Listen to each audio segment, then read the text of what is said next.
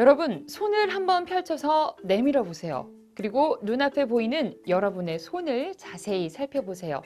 이 네 번째 손가락인 약지가 두 번째 손가락인 검지보다 긴가요? 아니면 검지가 약지보다 길거나 혹은 거의 같은가요?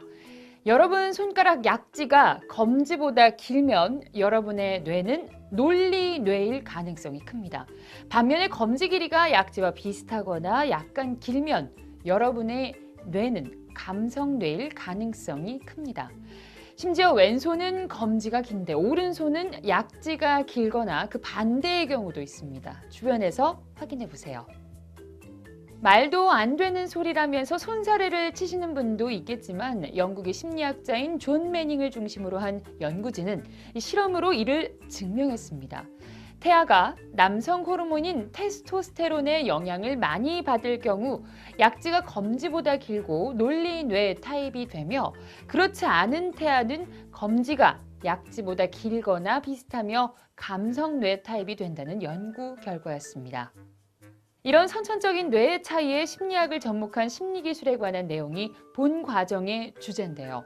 앞서 말씀드린 바와 같이 사람의 뇌 타입은 크게 논리뇌와 감성뇌라는 두 유형의 뇌로 구분할 수 있습니다. 여러분은 앞으로 저와 함께 두 뇌의 차이를 활용해 여러분이 갖춘 능력을 몇 배로 확장하는 방법을 배울 것입니다. 여러분이 직장인이면 이런 방법을 활용해서 상사나 고객의 마음을 더 쉽게 얻을 수도 있고 존경받는 리더가 될 수도 있을 것입니다. 또한 인간관계를 원활하게 하기 위한 심리기술을 습득해서 일상생활에서 활용할 수도 있는데요. 이를테면 직장에서 아무리 노력해도 좀처럼 인정받지 못하거나 또 생각대로 일이 잘 안 풀려서 고민하거나 연인이나 부부관계에서 이해할 수 없는 상대방의 말과 행동 때문에 갈등하는 분들이라면 상대와의 생각차를 좁혀나가기 위한 다양한 팁을 배워서 문제를 쉽게 해결해 나갈 수 있습니다.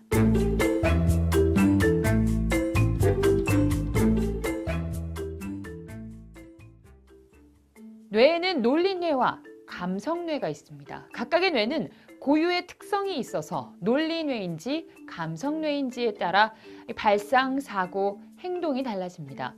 따라서 상대가 어떤 뇌를 가졌는지 파악하지 않고 누구에게나 똑같은 화법을 사용하거나 혹은 똑같은 방식으로 행동을 한다면 비즈니스나 인간관계의 성공 확률은 떨어질 수밖에 없습니다. 여러분이 논리뇌라고 가정해 볼까요? 여러분이 자신이 좋아하는 영업 멘트로 제품을 판다고 생각을 해보세요. 불행하게도 감성뇌를 가진 고객은 사고 싶은 욕구가 조금도 생기지 않을 겁니다. 반대로 감성뇌인 여러분이 논리뇌인 상사에게 자신의 기획서가 얼마나 훌륭한지 설명해도 전혀 먹히지 않습니다. 이유는 간단합니다. 여러분의 생각과 말이 상대를 수긍하게 하는 스위치를 누르지 못했기 때문입니다. 상대의 스위치가 어디에 있는지 예리하게 찾아내고 정확하게 누르는 방법을 연마하면 영업, 협상, 프레젠테이션, 기획, 연애, 가정과 같은 모든 사회생활에서 주목할 만한 성과를 낼 수 있습니다. 실제로 비즈니스나 인간관계에서 자신이 어떤 유형의 뇌인지 아는 것보다는 상대가 어떤 유형의 뇌인지를 아는 것이 훨씬 중요합니다. 그러나 유감스럽게도 현재까지 심리학이나 뇌과학에 관한 책에서 앞서 언급한 자가진단법과 유사한 방법은 소개되지만 상대가 어떤 유형의 뇌인지 알아내는 방법은 거의 언급되지 않습니다. 자가진단법이 자신의 뇌 타입을 알고 재미삼아 활용하려는 사람에게는 그런대로 유용할 수 있습니다. 하지만 본 과정의 목적은 인간관계와 비즈니스의 성과를 높이는 데 있습니다. 여기서 필요한 것은 상대의 최적의 방법을 적용해서 자신이 원하는 대로 상대의 마음을 움직이는 기술입니다. 그러므로 상대의 뇌 타입을 아는 것은 중요하고도 의미 있는 일입니다.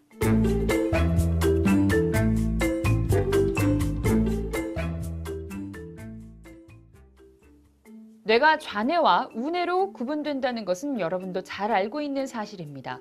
흔히 좌뇌는 언어와 사고를 담당하고 우뇌는 직감과 감성을 담당하는 뇌라고 합니다. 특히 두 뇌 사이의 뇌량이라는 신경물질은 뇌의 좌측과 우측이 정보를 주고받도록 연결하는 교량 역할을 합니다. 그런데 MRI를 사용한 연구를 확인해 보면 여자가 남자보다 좌뇌와 우뇌 연결이 매끄럽고 양쪽 뇌를 균형 있게 사용한다는 결과가 나옵니다. 남자들이 여자들이 하는 대화를 들어보면 서로 전혀 다른 이야기를 각각 하고 있는데도 대화가 끊임없이 장황하게 이어집니다. 이것이야말로 이 연구의 성과를 단적으로 보여주는 좋은 사례라고 할 수 있습니다. 좀 더 자세하게 살펴볼까요? 대화라는 논리적 행위는 좌뇌가 담당을 합니다. 하지만 우뇌와 좌뇌의 정보 전달에 능숙한 감성뇌는 논리를 담당하는 좌뇌와 감성을 담당하는 우뇌를 모두 노련하게 활용해서 대화를 합니다. 그래서 언어를 이미지로 떠올리거나 느낀 점을 곧바로 언어화할 수 있는 것이죠. 남자들은 여자들의 대화를 듣고 무슨 말을 하는지 도저히 이해를 할 수 없다라고 말을 하곤 합니다. 여자들의 대화를 듣고 있으면 대화의 주제가 시시각각 달라지는데요. 이야기가 종횡무진으로 마구 변하죠.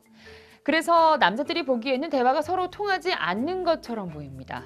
그러나 여자들은 서로 통하지 않을 것 같은 말들을 절묘하게 알아듣고 각자의 뇌에서 언어화합니다. 반면 논리뇌는 어떨까요?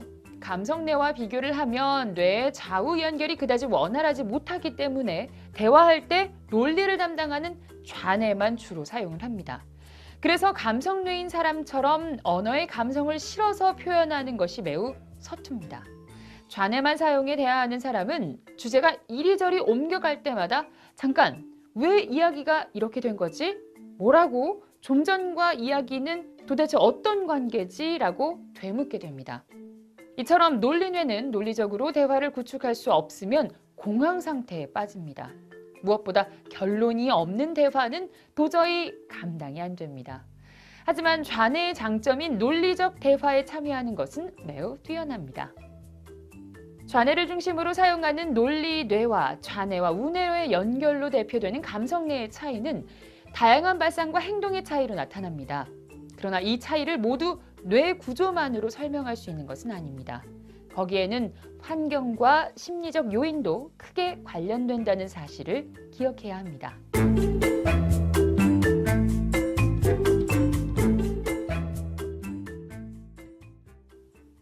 지금까지의 내용을 보고 혹시 남자는 논리뇌, 여자는 감성뇌라고 생각하시는 분들이 있을 것입니다. 실제로는 남자의 70%가 논리뇌이고 여자의 70%가 감성뇌를 가졌습니다. 그리고 감성뇌를 가진 남자와 논리뇌를 가진 여자가 증가하는 것도 사실입니다. 물론 두 가지 특성을 모두 가진 사람도 적지만 꽤 있습니다. 따라서 논리뇌와 감성뇌라는 이름으로 부르지만 그렇다고 해서 남자는 논리뇌, 여자는 감성뇌라고 단정할 수는 없습니다.